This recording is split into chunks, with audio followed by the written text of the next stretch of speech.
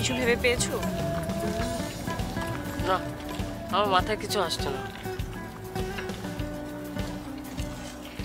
আমাদের বাসায় সব কিছু আছে, শুধু প্রেম, ভালোবাসা, মায়া এসব কিছু নেই। তুমি জানো, মাঝে মাঝে তোমাকে দেখে আমার অনেক জেলাস হয়।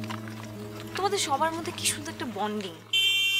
এই যে তোমরা কাজের মেয়ে খুঁজছো, এটার মধ্যে একটা কেমন ফেস্টিভ্যাল ফেস্টিভ্যাল বিষয় আছে। আঙ্কেল তোমাদের কি সুন্দর আগলে রেখেছে, কিন্তু এসব দেখলে আমার কি মনে হয় জানো? আমার মনে হয় আমার আসলে কিছুই নেই। এক কাজ করলে কেমন হয়? কি? তুমি কদিনের জন্য আমাদের বাসায় এসে থাকো না? সেটা এখন সম্ভব না। তাহলে এক কাজ করি, বড় ভাইকে তোমাদের বাসায় পাঠিয়ে দিই। দেখবে আঙ্কেল আন্টি 24 ঘন্টার জন্য বড় ভাইকে নিয়ে বিজি আছে। এই আইডিয়াটা খারাপ না।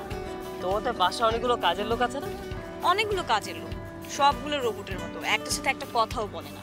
কোনো কাজ যদি করতে বলো, তুমি রোবটের মতো করে করে। বড় ভাই একটা সংস্থা আছে, যে সংস্থার সদস্য তিনি একাই, চিরকুমার সংস্থা।